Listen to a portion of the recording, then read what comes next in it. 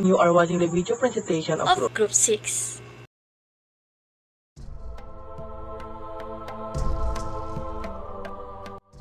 We are now on Module 6, entitled Gawad sa Manlilikha ng Bayan, which we'll be discussing for today. But before we proceed, here are the things that you need to know first. This lesson was designed to understand the significant roles of traditional artists from different regions. After going through this module, you are expected to first, understand the Republic Act 7355 or the Manlilikha Bayan Act. Second, identify the 16 Gawad sa Manlilikha ng Bayan or the Gamaba awardees and their contributions in the Philippines contemporary art. Third, appreciate the roles of the artists in the development of the Philippine arts. Fourth, familiarize themselves with the different art forms, elements, and principles employed by the different artists. And fifth, create a work that promotes traditional art with local practitioners. Through media, people nowadays can easily get to know the different artists and their films, and recognizing these artists from their efforts through award-winning bodies. These artists are barriers of our culture.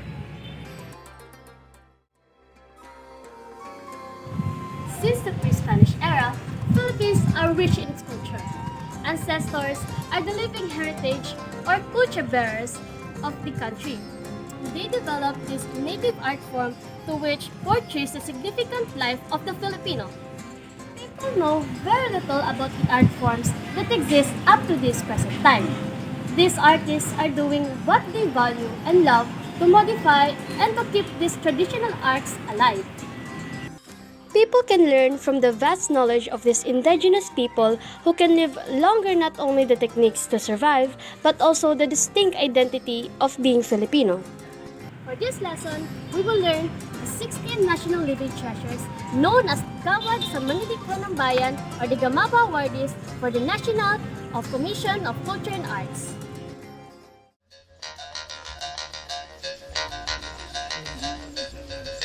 These artistic produce art forms that are woven into everyday life and show how traditional art forms continue to evolve to the present time.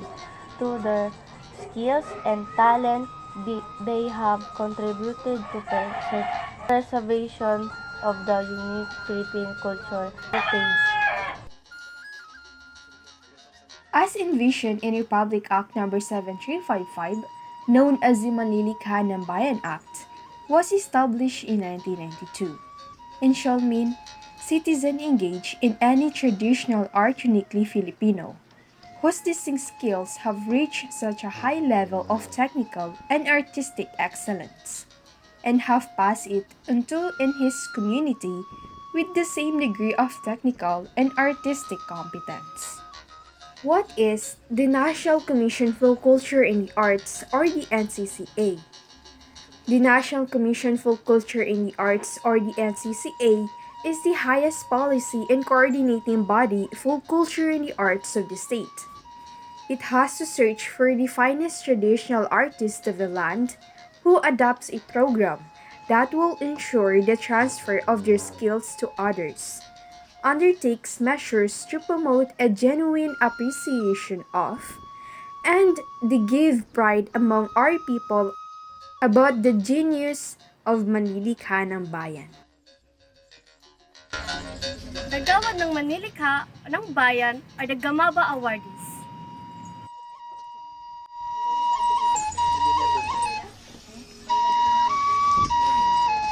As Filipino who recognize the unique identities of our fellow Filipino, it is right to see their contribution to the community. The country is rich with various elements of tangible or intangible cultural heritage which has passed to a new generation. Culture as part of our Philippine identity includes a variety of arts that enhance by our national living treasure artists. These we recognize in their special contribution to our national heritage. These are the Filipino citizens who are engaged in any traditional art forms and has contributed to the development of cultural diversity and the creativity of humanity. Here are the Gamaba awardees for the year 1993. So let's proceed in 1993. So the first one is Gino Bilog. So who is Gino Bilog? Gino Bilog was a Filipino poet who was recognized a national living treasure by the Philippine government. He was born on January 3, 1953, and was the Hanuno Umangyan, a native of Mansalay, Oriental Mindoro. Bilog was known for his effort in preserving the Mangyan poetry traditional of Ambahan. He used the ambahan, a traditional Mangyan music instrument, to express his soul and culture.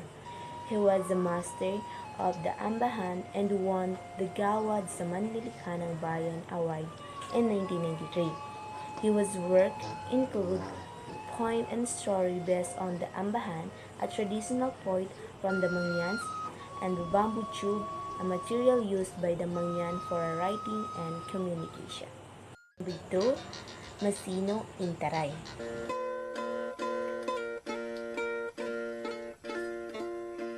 So, Masino Intaray was a Filipino poet, bard artist, and musician who was native of Palawan. He was known for his performance of the local tradition of Basal, Kulilal, Bagit. He was also recipient of the National Living Treasure recognition. Indaray was born on April 10, 1943 in Magkagwa, Bali, and lived in the Brooks Point, Palawan.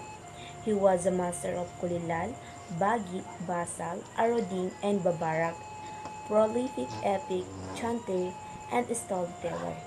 His art forms reflect the nature of the culture of Palawan. He was known for his skill in narrating epics, song, and myths. Unfortunately, he passed away in 2013 at the age of 70. Super number 3, Samaon Sulaiman. So, Samaon Sulaiman was a Filipino musician who was recognized a national living treasure. He was known for his mastery of the indigenous Kutyapi instrument, which is two-string lute. Sulaiman was born on March 3, 1953, and he learned to play Kutyapi at around 13 years old from his uncle. He hailed from the Mamasapano Maguindanao, and his contribution to the field of music were highly regarded among the Maguindanao and other Filipino cultural communities. Sulaiman was conferred the title of the Manlilikha ng Bayan in 1993 for his effort in preserving and promoting the traditional music of the Maguindanao people. He was celebrated for his skill and dedication in keeping the Maguindanao Kutyapi music alive. Unfortunately, Sulaiman passed away on May 21, 2011, marking the 7th anniversary of death in 2018. Here are the Gamaba awardees for the year 1998. Next proceed Gambana Awards for the year 1998. Lang Tanalak Waving, she is created by preserving her people national Tanalak using Abaca rivers as shrine has traditionally has three primary colors red, black, and the original colors of Abaca leaf created by her nimble hands, the crocodiles, butterfly, and flowers. Lang Dulay was born on August 3, 1928. Her legacy is the first ever Tiboli weaver to be awarded the Gawad sa Manlilikha ng Bayan, which extended beyond her skill on weaving abaca into tinala cloth. Her mastery of dyeing threads and producing both traditional and contemporary adaptation of these designs gained her many students and followers. Sadly, Lang Dulay passed away in April 30, 2015. In evaluation, she was awarded for final demonstrating creative and expressive aspect of the bagubo awakaikat to tie or band weaving called inawal traditional style of bagubo at the time when shock arts was treated with extension. Salinta Monon was born on December 12, 1920. She was a Bagobo from Davao del Sur. And just like Lang Dulay, she was able to preserve the identity of weaving of Bagobo in Davao del Sur. She was awarded the Gawad sa Manlilikha ng Bayan in 1998. The dual tinali patterns was more difficult to execute. Salinta Monon, a Bagobo weaver, specialized in the complex style of ikat technique. She passed away on June 4, 2009. Let's proceed to Gamaba awarded for the year 2000.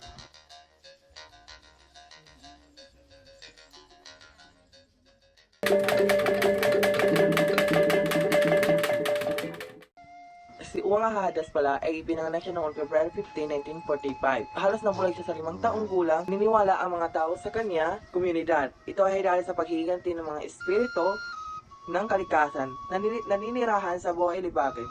Isang sapang kung saan madalas naliligaw si Hadas kasama niya ang mga kanyang mga kapatid na musikero. Ay tinuturuan kung paano tumugtog ng mga traditional at instrumento ng yakal bilang mga bata. Una niya natutunan ay kung paano tumugtog ng gabang, isang instrumentong kahoy ng kawayan, katulad ng xylophone. Pagkatapos ay natutunan niya kung paano tumugtog ng agong, isang instrumento traditional na tinugtog ng mga kalalakihan. He referred to for his ability and mastery in playing different yakang instruments made of bamboo, wood, and metal, and for imparting it insight to the youngsters of local, he keeping or performing and instruct, despite the diminishing visual perception, keeping the yakan melody, costume alive, and driving.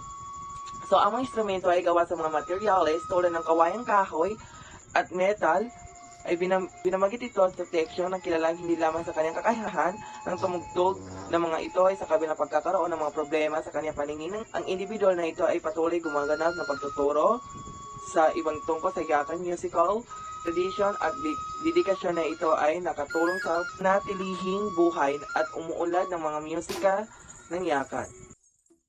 Federico Caballero. Si Federico Caballero ay pinanganak siya noong December 25, 1938. Nakatira siya sa Panay Bukidnon mula sa kabundukan ng Central Panay.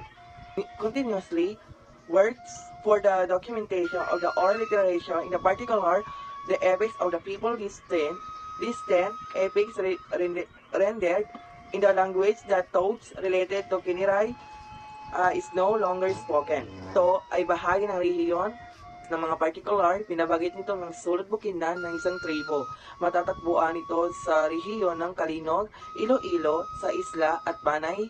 Ang Islang, ito ay bahagi ng mga rehiyon ng kilala rin bilang Kanlo ng Visayas. Ito ay mga pangalan lamang ng mga lokasyon sa loob ng bansa at walang anumang espesyal na kahulugan ng higit pa doon. Si Alonzo Sangclan. Si Alonzo Sangclan pala ay pinanganak siya noong Agosto 4, 1942. Isa siya sa member ng mga Kalinga at Tubong Lubuagan, Kalinga Province.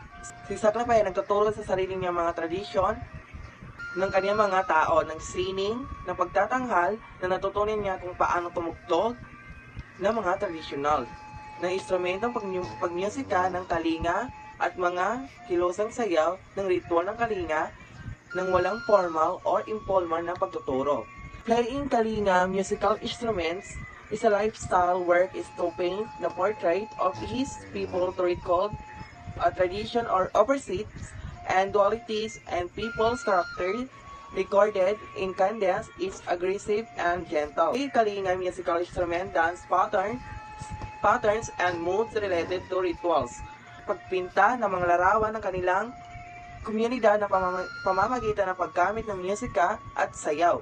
Kung minsan ay maaari magkasalungat o magkasalungat na ginagawa nila ito sa pamamagitan ng pagtutugtog ng mga instrumentong pangmusika. Ito ay particular na sa kultura ng Kalinga at pagtatanghal ng sayaw.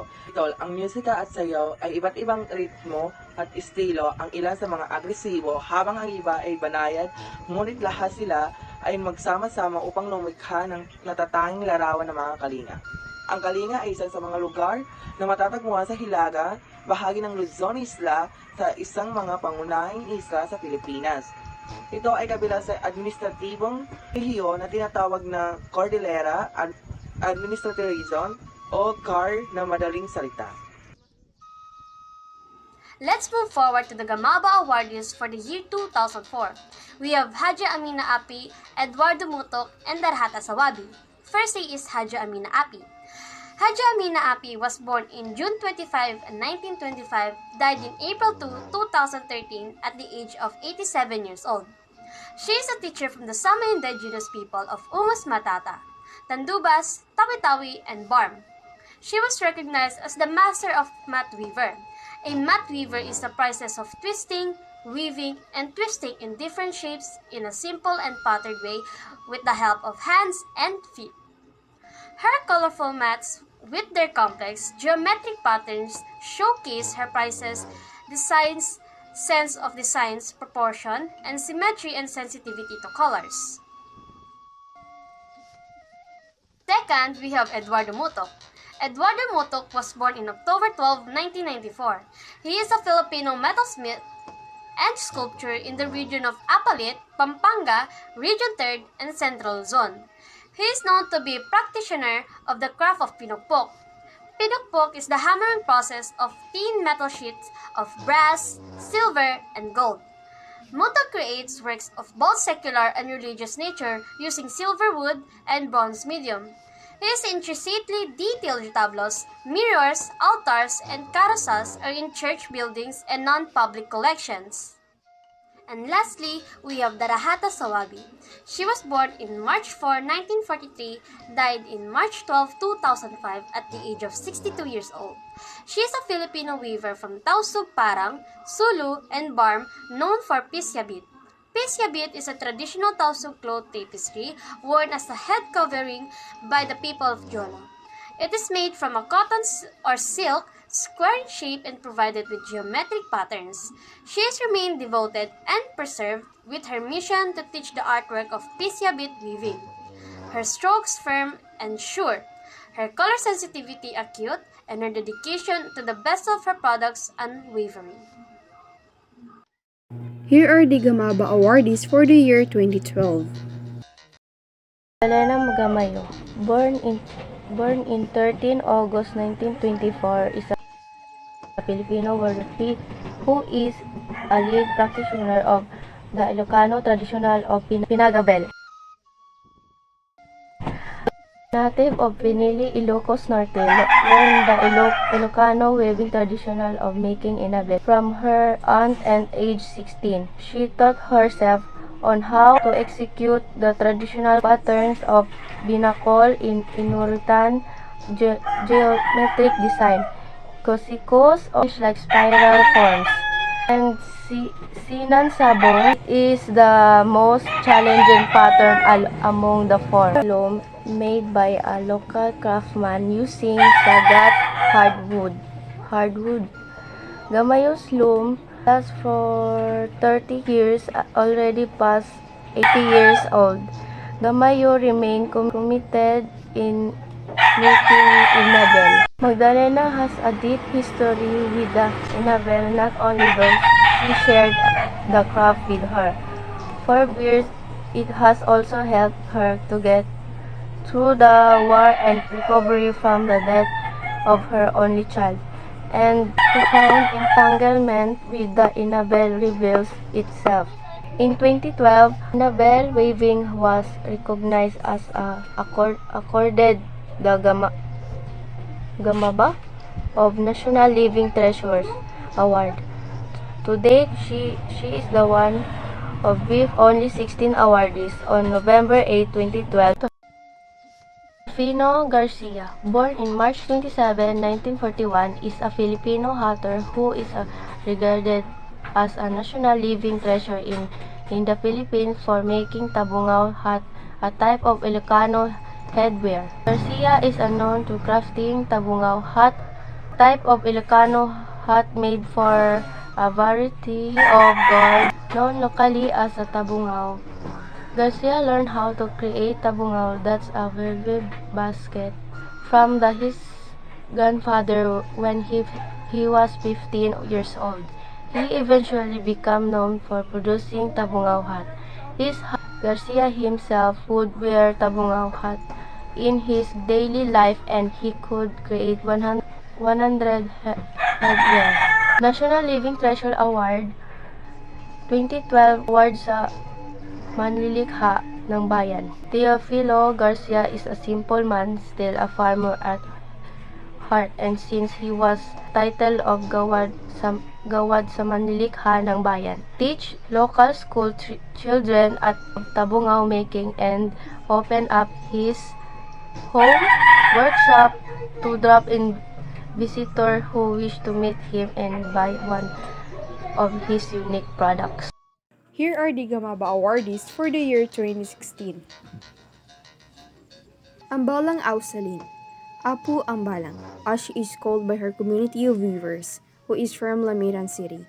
She was born on March 4, 1943 and died on February 18, 2022, at the age of 78 years old. She was from Lamitan, Basilan Island, Barm. Apu Ambalang is significantly respected in all of Lamitan. Her ability is regarded unique. She can bring forth all designs and actualize all textile categories ordinary to the Akan community, who are known to be among the finest weavers within the southern Philippines. She was recognized for her commitment to safeguarding and promoting the Akan tenon or tapestry weaving tradition. She is also known for her suwa bekat, or the cross-stitch-like embellishment, and suwa pendant, embroidery-like embellishment, techniques of the bunga sama category.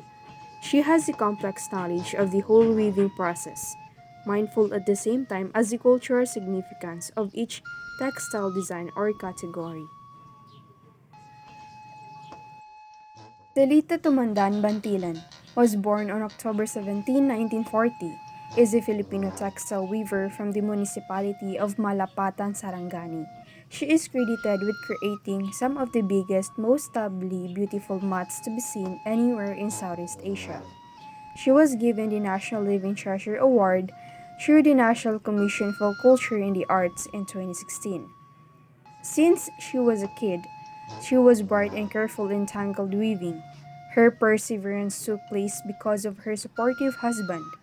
The thin strips of the Pandanus tromblon, Pandanus copilandi merberu, rise matrix through deft fingers, performing an individual rhythm, the beat guided by her eyes.